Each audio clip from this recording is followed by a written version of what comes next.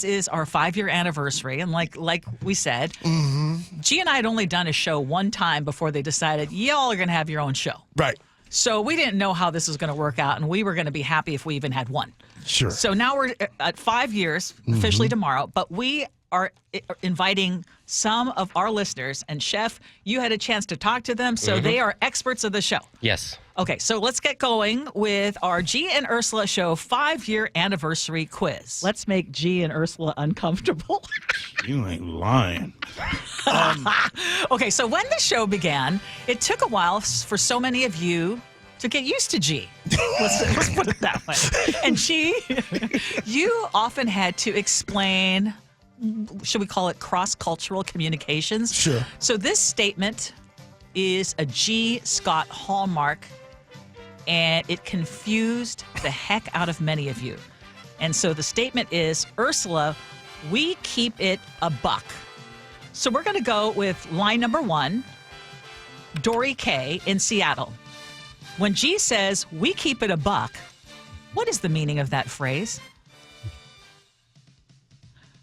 Dory, are you there? Hi. Stand on it. Keep it a buck. Stand on what you believe. Keep it 100. Okay. Yeah, are we going to go with that? I'll go with that. Yeah, I'll give keep it that. it 100, yeah? A buck, keep it 100. Yeah, I like Basically, Dory, yeah, we keep it real. Keep it real. Yeah. Dory, great job. Keep it 100. There you go. Okay, Good stuff. so since you got that correct, we're going to move on to the next question. We'll stay with you, but if you get it wrong, we're going to move on to the next listener. So the next question is Brian and Kent. And wait. We're going to give Dory one more Dory chance. more? Oh, okay. Yeah, one more chance. Speaking of bucks, G had a very important grammar question early in the show. I just found out that it's going to be mid-90s on Sunday. I know. I am going to be sleep butt naked. I'm telling you. There's no way in the world I'm going to be able to make it. Sunday? That hot? So the question is it is it buck naked or butt naked? It's buck. B-U-C-K or B-U-K if you want to get real. Correct. By the way, I'm hearing this for the first time, I know, too. we're all hearing it together. Okay, we're just being reminded. Okay, Dory, you're on a roll. I know Brian and Kent is waiting, but Dory, you're on a roll. So let's move on to this next one. Can we just be better than that? Okay, yeah, let's be better than that. Okay, here we go. Honk, honk.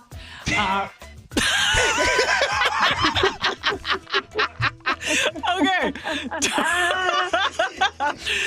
Dory, if you are riding around in your car, when should you honk your horn? Or who should honk their horn?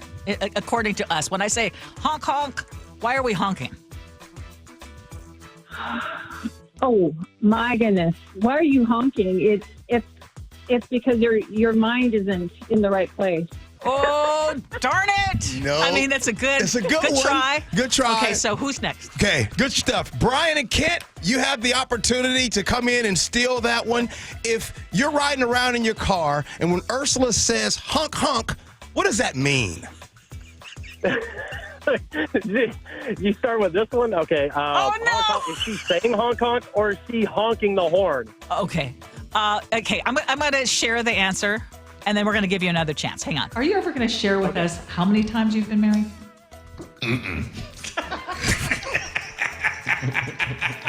I saw a bumper sticker that said, "Hunk if you've been married to G."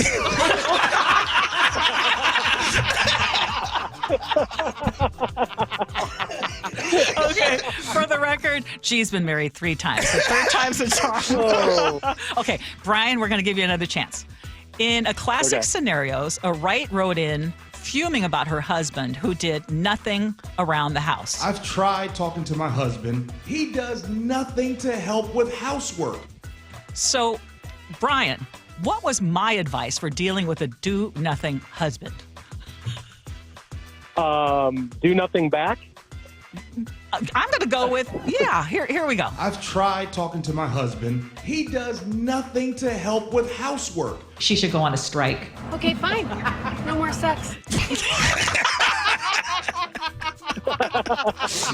Brian, I'm giving you that one. Okay, so we'll stick with that. Okay, here we go. It's so stressful right now.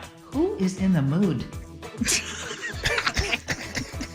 And again, we're just hearing this for the first time. So this next question is about me. It may be one of our most classic scenarios of all time.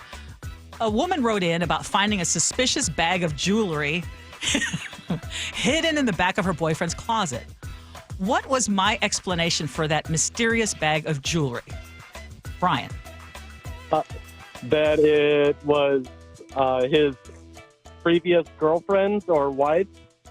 No. I don't know. Okay, no, we're going to go. Okay, Good okay, stuff. Good stuff, Thank you, Brian. All right, Nancy and Yakima, are you there? Do you remember what was my explanation for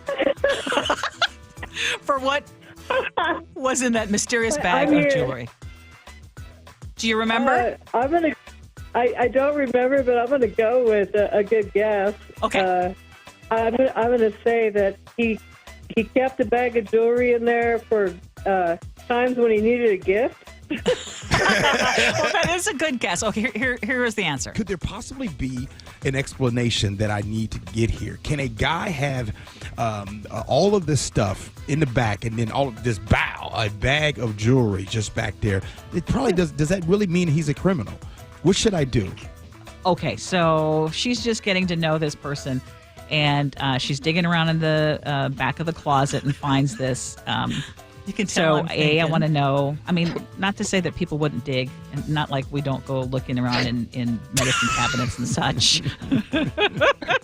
But, and I also want to dismiss the idea of all guys are pigs, because I don't think so. But in any case, as far as she's making assumptions. Why do you go right to he's a criminal unless you already have reasons to suspect that he's not a good person?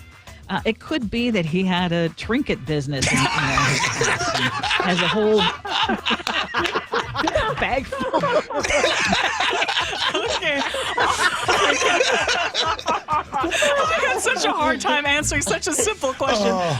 So many of you answered trinkets, and so the answer is trinkets. Nancy and Yakima, we thank you. We're going to give Karen and Bonnie Lake. Yeah, Karen and Bonnie Lake, you there? Karen or Carrie? Are you there? Karen. Okay, Karen and Karen. Okay. So here's one for you. In our very first show together, over Christmas break 5 years ago. Okay, this is easy.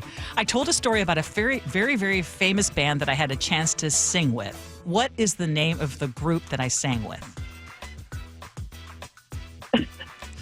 No. My one brag. She said Hot Chili Pepper. No, everybody knows it's the one group that Ursula tells you 10 times a year that she got a chance to sing with. They sing a famous song in September. Yes. I have listened for 5 years. I do not know this. Okay. It's perfectly fine. Okay, I clearly am not bragging about it enough. Here we go. Does Ursula sing Earth, Wind, and Fire at karaoke? She sure does. That's us in the background right there. That's it. Okay, Karen, in your defense, the song that I sang, We Can Touch the World, it wasn't a hit. And it was one song, one concert. So you're excused for that. One hit. It was a one-hit wonder. It was a one, not even a hit. Yep. It was one of their things that never got popular, Earth, Wind, and Fire.